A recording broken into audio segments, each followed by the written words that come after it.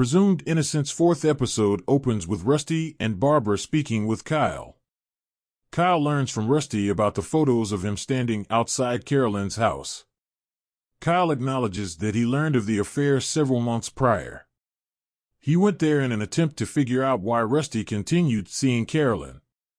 When Rusty is not satisfied with his responses, he becomes irate and eventually Barbara orders him to leave.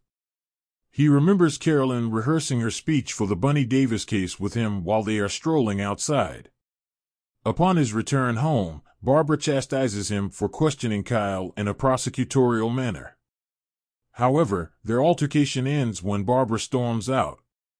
Tommy Molto simulates calling the medical examiner as a witness in another scene. Since Kumagai dislikes being told what to do, things don't go well.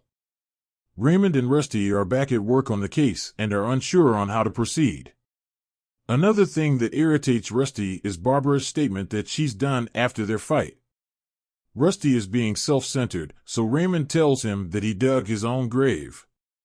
Eugenia, Rusty's secretary, finds out she's on Molto's witness list at the prosecutor's office and is not thrilled about it. Michael then tells Molto that he saw Rusty go to Carolyn's house that evening. However, he also discloses that Carolyn mentioned that she was terrified of a coworker during lunch with his mother. However, she never gave a name. Once more, Barbara is standing opposite the attractive bartender at the bar.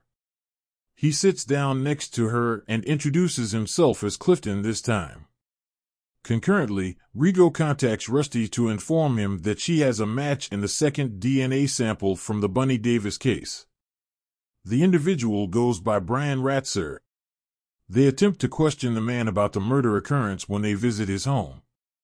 They part ways without exchanging many details, the man coming across as clumsy and evasive. Rigo holds Rusty accountable for his forceful interrogation. Rusty has unsettling visions about Carolyn at night. The bed beside him is empty when he wakes up. Barbara is feverishly washing Kyle's bike when he finds her. She is concerned that he will be linked to something. Barbara claims that Rusty appears to ignore the fact that he is black after all. Kyle visits their therapist at the parents' request, but he doesn't show much improvement. She informs Barbara that the three of them should, ideally, each have their own therapist because she is unable to treat them all. Nico advises Molto not to be antagonistic with witnesses such as Eugenia in another instance. It does not seem good for them that Raymond has requested a meeting, he adds. Maya asks Rusty what transpired the night of the murder when they speak later. He claims that he was texting Carolyn from work, and he was becoming annoyed that she wasn't replying. He visited a bar and engaged in some libations. After that, Carolyn texted him back, urging him to visit. We get fragments and glimpses of the events that are puzzling. Rusty claims that all they did was bicker, she refused to get back together while he did. However, she bid him farewell with a kiss, giving him hope, and he left for home. Rusty was at her house for 51 minutes, and Maya wonders what kind of disagreement could go so long.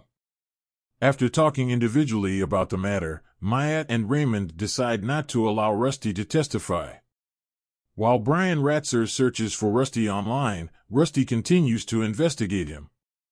Rusty contacts Barbara after getting home and attempts to apologize. But she's back, seated across Clifton at the bar. He even shares his phone number with her. However, later on, Barbara has sex with Rusty. Raymond visits the office of the prosecutor. When he runs into Eugenia, she informs him that she has decided not to testify against Rusty. He then runs into Nico and Molto and challenges them on their shoddy, primarily circumstantial case. He offers to drop the obstruction of justice allegation in exchange for saving Nico's political career and Rusty's life. Then, Nico hands Raymond a file that appears to startle him. After their sexual encounter, Barbara and Rusty discuss his affair. They acknowledge that their relationship sagged and that their